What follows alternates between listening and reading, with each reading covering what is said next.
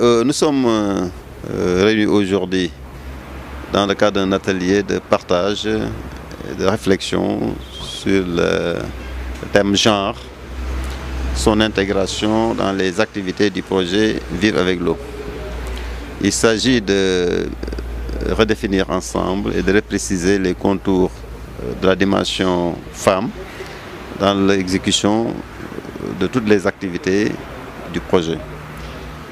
Et cet atelier regroupe tous les partenaires, membres du consortium chargé de la mise en œuvre du projet et de certains de nos partenaires stratégiques.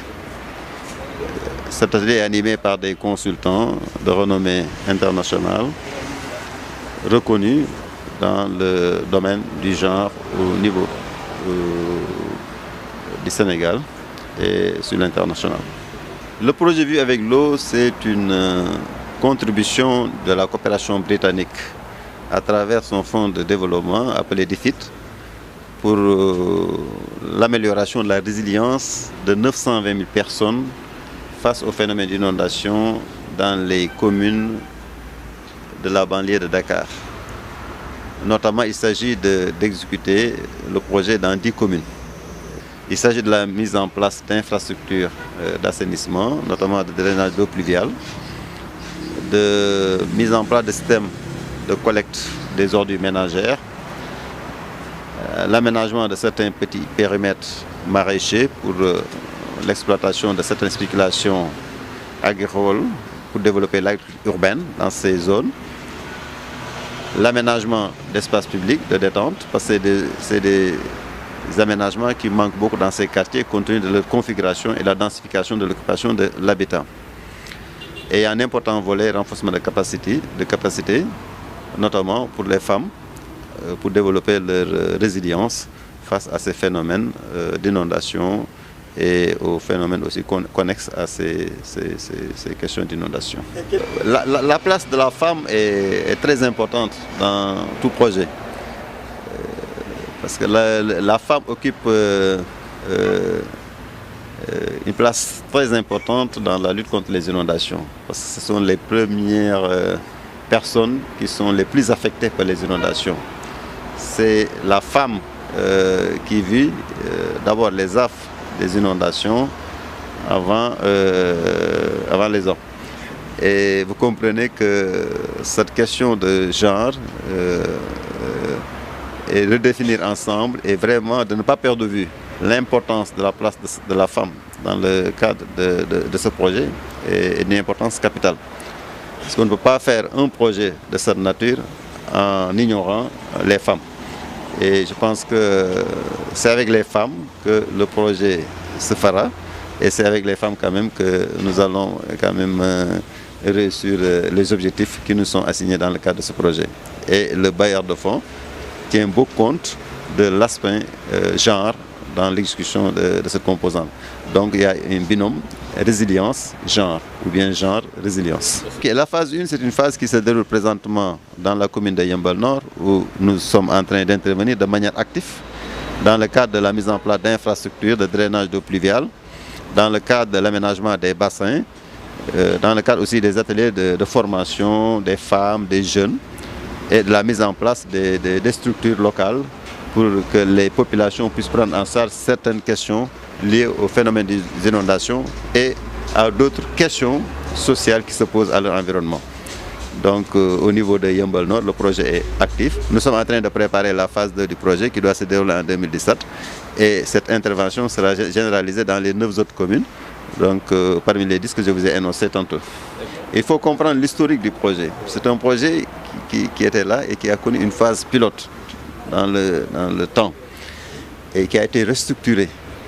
Et c'est pendant la phase de restructuration qu'on a confié le projet au CRES. Et c'est dans ce cadre qu'on a monté l'unité de coordination de ce projet. Donc nous sommes dans une phase active, ça fait même 6 mois que nous avons redémarré les activités.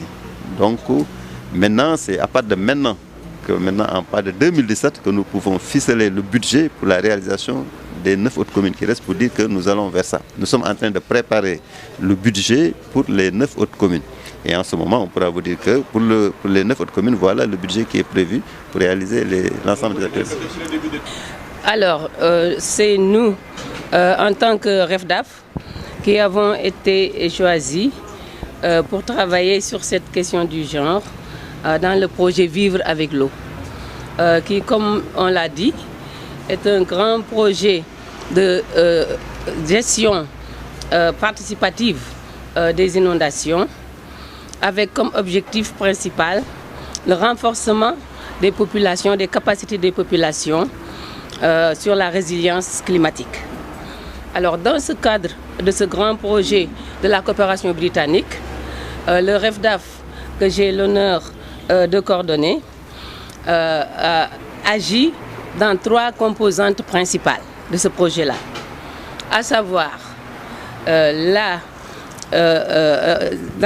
le grand projet, là, il y a le renforcement des capacités des populations. Il y a deuxième composante, la participation communautaire, parce qu'on est aussi chargé de mobiliser les communautés à la base. Et on est surtout chargé de l'implication, de la prise en compte, je dirais, de la dimension genre dans toutes les activités du projet. Alors cette composante-là, à notre avis, est principale, est très importante, car quand on parle d'inondation, quand on parle de gestion des inondations, on ne peut pas ne pas parler des femmes. Parce que quand il y a inondation, on a beau dire, mais ce sont les femmes qui sont là. Quand les hommes sont partis travailler, quand les enfants sont partis à l'école, ce sont les femmes qui restent dans les maisons et qui se débrouillent en fait pour gérer le quotidien, pour que la vie, malgré l'eau qui envahit toutes les maisons, puisse quand même être supportable.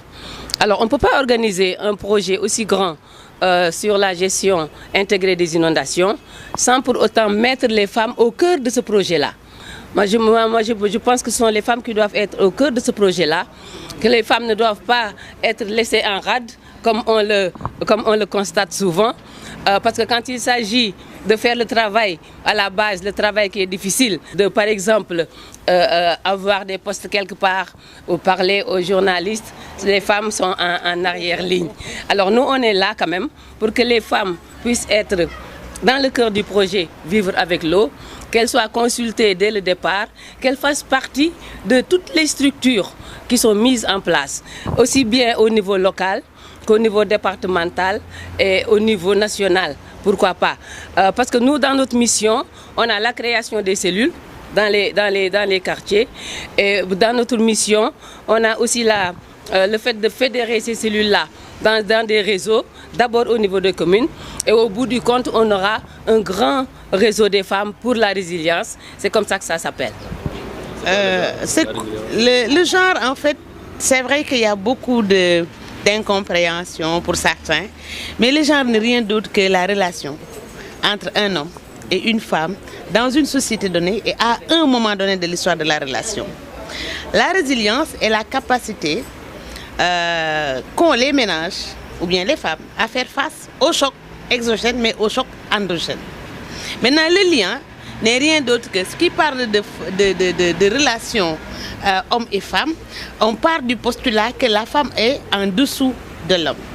Donc la femme manque de pouvoir. Et comme elle manque de pouvoir, en cas de choc, en cas de crise, en cas de choc, elle est la plus habilitée à subir le choc. Donc on lui donne les possibilités, les capacités à faire face à ces chocs-là, que ça soit exogène ou endogène, parce qu'au sein des ménages, il y a des chocs qui peuvent surgir. Donc le lien n'est rien d'autre que faciliter, booster l'équité sociale, booster la justice sociale, mais booster le développement pour qu'en fait on n'en souffre pas. Quel est le résultat attendu au sortir de cet atelier?